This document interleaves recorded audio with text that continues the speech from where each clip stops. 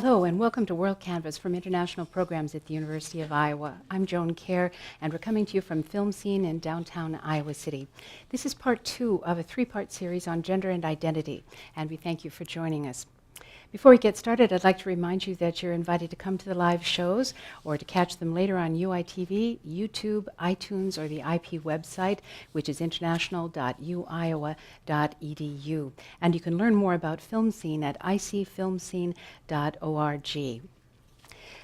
In this second part of our series on gender and identity, we're going to be talking to two individuals here, basically about how they navigate identity in the different environments in their lives, both in our home culture here and when traveling elsewhere. I think that for most of us, we sort of present ourselves in different ways based upon, the event we may be attending. You behave a little bit differently if you go to a funeral than if you're tailgating at a Hawkeye game. And so presenting oneself in different ways at different times is not really unusual for any of us. But the question of navigating within and across cultures when one's sexual orientation or gender identity is not mainstream can be much more challenging. And I'm really grateful to have these two good guests with us in this segment. Just next to me is Eric Mortensen, who's an undergraduate student in the University of Iowa College of Engineering. Thanks, Eric, for being here. Thanks for having me, Joan.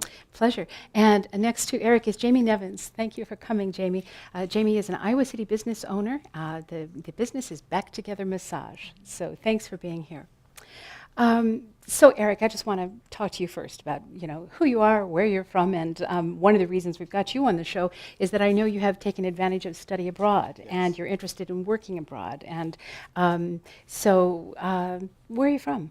Yeah, so let's get the basics out on the table first, I guess. I'm from small town Illinois, a little town about an hour and a half outside of Chicago. The name of it is Small Town? Small town. No. Oh my gosh, how about It's that? actually Belvedere, Illinois. So, pretty small town. Came to the University of Iowa, not really sure what to expect, and it just hit me like a wall of bricks. Holy cow, Iowa City is such a great place. Like Georgina mentioned in the last segment that we had, I was really able to start identifying myself as I truly wanted to and not necessarily as I had been identified throughout my previous 18 years. So my first year happened and it was great. I was kind of caught up in the freshman flurry of things. And then I went abroad to Sweden. And if you consider Iowa City as a great place to be for identity and openness, Sweden is just times 100. It was truly there where I found my village, actually, to help me come to, not to terms, because I'm very proud of who I am, but to assist me in that process. It's a very difficult process for everybody to identify who they are. I had a really good friend, her name's Susie from France, and she was the one who really got down to my core, and she said, Eric, we know you're there. You don't need to put on a show for us. You can be whoever you want to be. And that really struck a chord for me personally. And so from that moment on, I was really going down towards the right path of identifying and being honest with myself about who I was. So I actually ended up coming out, it's 18 months ago now at this point. So I've really just been surrounded by a bunch of supportive friends, family, across the board. A lot of people are just there in my corner cheering for me.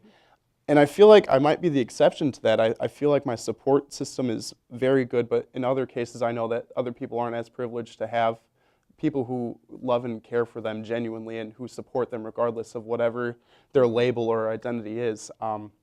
Because in my opinion, honestly, label and identity is something for yourself. It shouldn't be anything else that anybody else is concerned with.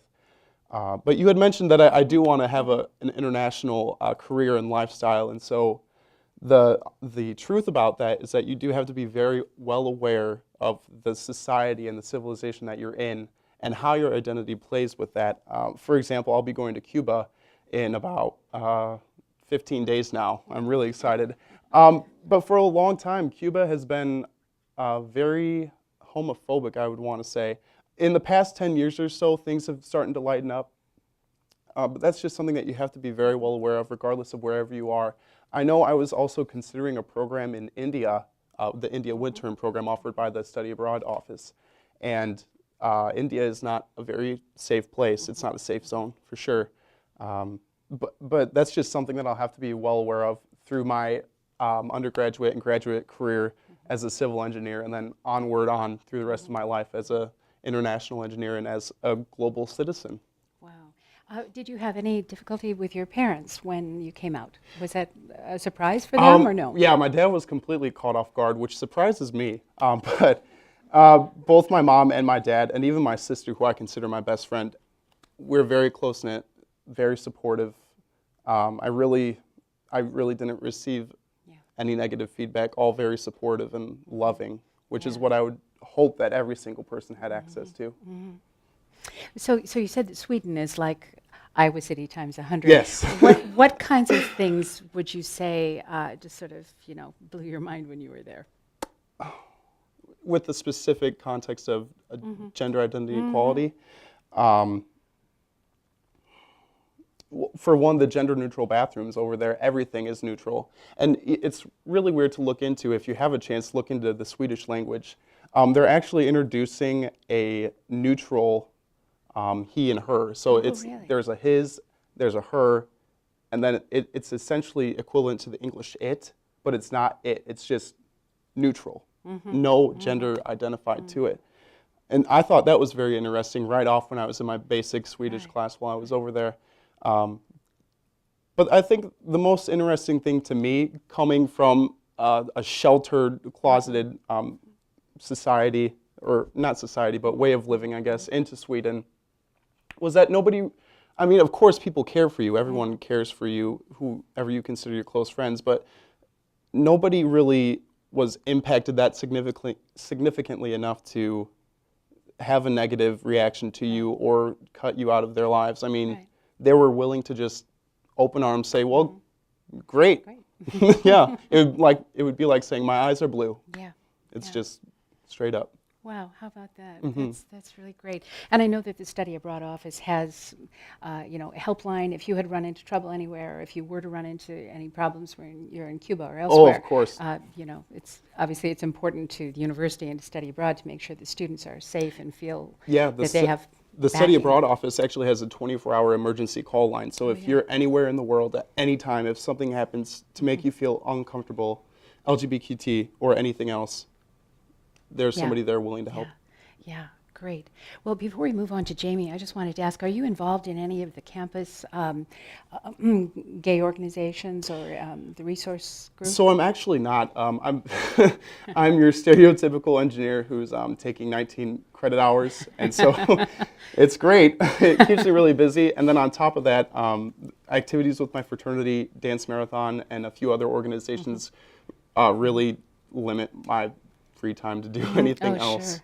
Yeah. May I just ask about the fraternity connection? Did you ever feel any kind of awkwardness within your fraternity? Well, yeah, there is always that connotation, well, A, fraternities and sororities drink too much, B, the whole thing with hazing, and C, being very homophobic. But the thing that I've really enjoyed about coming out to my fraternity brothers is that I'm still Eric. I'm still their vice president. I'm still the crazy guy who likes to have fun, but also knows how to get stuff taken care of. Just because I have identified myself as a gay man, I haven't changed in their eyes at all, or at least what they've expressed to me. Great. Yeah. Glad to hear it. Wow, that's wonderful. Well, thank you. And let's move down the line now to talk to Jaime Nevins. So we hadn't met before today except by email. Pleasure to meet you. And you told me that you identify as queer both in terms of sexual orientation and gender identity. Can you tell me what that means to you in your life? Yeah, and Nicole talked about it a little bit earlier in the first segment. Right, and so, and actually, so did Sarah as well. Just basically, sexuality, and that was actually the first thing that came for me. Was at the time, right, realizing that I was also attracted to girls. But then, I wore for a while, but it didn't feel right. And so then, when I heard the term queer, that was what was mine. And then in the past few years, not necessarily, basically realizing that for me, woman, wasn't my term. So as far as gender, and Nicole kind of talked about how we're assigned a sex at birth, and then with that is attached a gender, and, all the things that like, this baby has a penis, therefore it needs blue puppies. Like the things that we say, Yeah, yeah. this baby has a vulva on the outside. That's what I see when I first look at it. So it needs pink kitties. Like we kind of make it all up. Yeah, yeah. And so you've sort of felt yourself evolving through your life too? I mean, when was it that you felt a dissonance between the gender that you had been assigned and the way you felt really inside? Right. Well, I mean, and so mine is not the narrative that is sort of most talked about. I mean, and similar in a way that they taught the sort of conversation around sexuality, right? Like, and it's a little more diverse now, where people are talking about their sexuality, like who they sleep with, where it's like, there's the people that are like, I knew when I was 2 years old that I was assigned a woman, and I'm, going to sleep with women. Like, that wasn't, for me, that was not how my gender was. I think it was in the early 2000s. I lived in Florida. And so, again, and Georgina kind of talked about this, when you're away from what you knew as, like, this was your sort of insular, wherever you grew up, and you are sort of able to not have all the preconceived notions that people put on you, you can feel out where you are a little bit better. And so when I was in Florida, I started to grow the beard. Like, it started to come in a little more. I'd always had a couple of whiskers or whatever. But so that was the first time that I started to grow my beard. For me, that wasn't a piece of my gender. For 10 years, I identified as a woman with a beard. Like, no question. Like, not, I might be this. But then a couple years ago, like I said, just sort of all of a sudden, I mean, and it wasn't all of a sudden, it was sort of a shift for me. But one day I kind of had to look at the piece that it's like, these words they're not mine anymore. I didn't ever identify as a man, I knew that, right? And so as somebody who really doesn't like labels, there's definitely comfort in having a label, and I didn't have one. So that was scary. It was horrible for me, but. So what about your close circle? What about your family? What about friends? Did you have difficulties in those relationships? It depends, right? Like, it depends on the community. Like, you have a certain assumption, I think, of a lot of times where people, and this is kind of across the board, and I think they're getting a lot better at it, but the LGBTQ community that labels itself as such is not always welcoming to, like, they have a tendency to silence bi voices. They definitely have a tendency to silence trans voices, queer people of color, like, not looked at, and so something that you would think would be inclusive isn't always in the ways you might hope for. As far as for my community, I found, for me personally, it was more, like I said, I thought it was going to look a certain way, but then it was like my anarchist activist friends and, union organizers and artists and just all the funky people that get it, people that get the social justice and like that feel. It's important to have a community that you have shared experience with. It's nice to have somebody to have a conversation with about how to wear a binder the right way, or like what their experience was. But that doesn't necessarily mean you're going to overlap and connect in all the ways that nourishes a person. Yeah. Well, I know that you said that you have recently attended a conference, the Trans Spectrum Conference. It was awesome. Yeah, so tell me something about what happened there. It was great. It was like 2 days, and it started with, I think the organization was Gender Spectrum, and it was out of the Bay Area. And I really liked one of the things that he talked about right on the front end was, he talked about gender and kind of defining and, cis versus trans, and he said that the term that they used there was gender expansive, and I really liked that because it wasn't just including trans people. It was just talking about how people who don't fit with the I have a penis, I am a boy, blue puppies, and so, for example, the difference between a cisgender boy that likes to wear dresses and nail polish and things that we have arbitrarily said are for girls. I mean, like, look at Scotland. You know, men wear kilts. Like, it's just all, we said this is the thing that should be. And so, you know, and then also the stereotype of, you know, here's a cisgender girl and she likes to play baseball. Oh, that one's going to be gay when she grows up. You know, like Right. the different things that we put on people, and then also, right, the what comes with that, right? So, you know, a tomboy doesn't get the same kind of treatment, right, that a boy who likes to wear dresses gets. That's vast difference in accepting, like, and really violence. I mean, and as far as, I mean, and kind of, I was talking about the queer community doesn't see people of color a lot of times. Specifically, I remember hearing a statistic, and it was like, I want to say, I wrote it down. I think it was 72% of the hate, like within the LGBT community, but the hate homicide, like hate crime, homicide, murders, 72% were trans women, right? And then I think it was 67% of the total was trans women of color, right? So the queer community likes to do this thing where they say, oh, you know, like, we're persecuted, but, well, you're kind of using the statistic, but you're not looking at, like, this huge piece.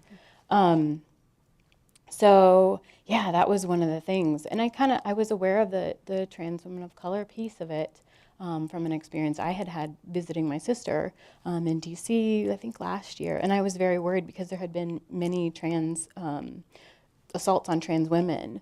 Violence. There was one woman that was stabbed like 40 times, you know, like it was very many in a very short period. And so I was very concerned going.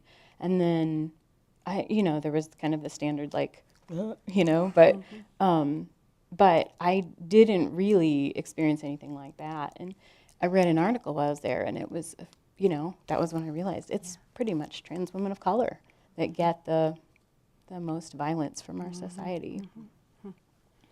Went around a little bit there. So how, what kinds of reactions, if I may ask, have Yeah. you gotten from people who don't know what to make of you? Somebody you meet for the first time. Well, and to tie this back to my family a little bit, I know that at one point my mom had said, and I'm actually not out to my parents. Somebody had once told me, just in the conversation, and it was just perfect. And, she had said, someone had told her that being queer is deciding whether you have the energy to explain, right? And so my mom, I don't have the energy to explain it to my family. Obviously, right? I might have to, but it's fine. It'll come when it comes. We'll burn that bridge when we get there. Yep. Yeah, right. Yeah, you know. Yeah. So let's see, where was I? Oh, so my mom, you know, she knows that I have the beard, right? Like that. People perceive me how they're gonna perceive me. And yeah, it depends, safety and whatever. But so for my mom, she had said, you know, I just worry that you're closing doors for yourself. You know, she's offered to pay for electrolysis. She's offered to pay for laser surgery. Like I said, I've had my beard for over 10 years. And I have very early memories of her, like, ripping hers out in the mirror, right? And doing many different things. The piece, though, for me, as far as, and I had a lot of struggle when I initially started to grow it, but at whatever point, right, I started to realize that I could tell a lot about a person like that from the moment they laid eyes on me. You know, and so I really kind of figured out that it was a garbage filter, a poo filter. So yeah, like, I mean, there's, I think, everything that you would imagine. You know, sometimes there's just the eye that hangs a second longer. My favorite responses are from kids because they don't have so much baggage. Yeah. And what They're has a kid said? I mean, what? Oh, so many things. I was a nanny for a long time, and one of my favorite, Raya, one of the little girls that I took care of, she was going to Montessori at the time, and I had been her nanny since she was like 18 months, you know? And so I remember the mom, Ritu, had told me that she had come home from school and was, basically she told her that she had had an argument on the playground because somebody had said, women don't have beards. Oh, yeah. Yeah. So, and then she had another friend. A lot of times, a lot of kids, because again, we've told them this is what this is. If you're a girl, you should like princesses, and if you're a boy, you should like frogs or whatever. Boxes, yeah. Right, exactly. And so, there, the one I get a lot, is, are you a boy or a girl? Yeah. And so my favorite response is, well, what do you think? And, it's interesting because then they kind of play it out in their head. Usually they'll say one or the other, and then why? Yeah. So just letting them find their little whatever. Wow. I exist in this world, blows all the things. Well, so to just kind of wrap up this segment for both of you, what advice would you have for somebody who's sort of struggling with maybe first self-identification and then after that being more open in the world? What is there a piece of advice you could give to anybody who's struggling with that? You first. I think the time of my life where I had the largest struggle was earlier on, and especially through middle and high school. And I've heard a saying that's gained a lot of popularity in mass media recently, but it's the saying that it gets better. I mean, would you agree, Jamie? I would not. No? No, I would not. Well, in my... For some people it does. For some people it does, and for me it definitely has gotten better. And I think the reason it gets better is because you're able to love yourself. You're able to love others once you're able to love yourself. So, love yourself. Thanks. Yeah. Thanks. And so, what advice would you have? I think it's okay. We all can have our different experiences. Yeah. And that was going to be one of the first things that I said is do what you need to do to feel safe and healthy, right? And balancing those pieces. Whether it's gender identity or sexuality or any of that. As far as it gets better, I think it's really important for right, because we can't protect our children. We can't, getting the tools. Like things that you can use to help you. And again, finding the places where you're safe. So it doesn't get better for everybody, but we can sometimes find ways of coping with the things that are hard. Yeah, great.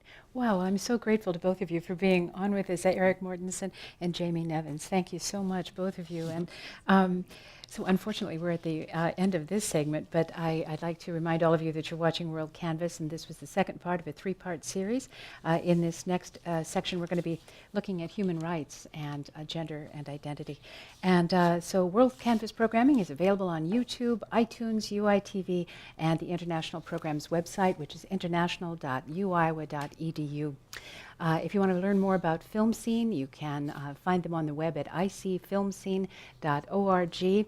And I'm Joan Kerr. Thanks very much for being here tonight, and we'll see you next time. Thanks.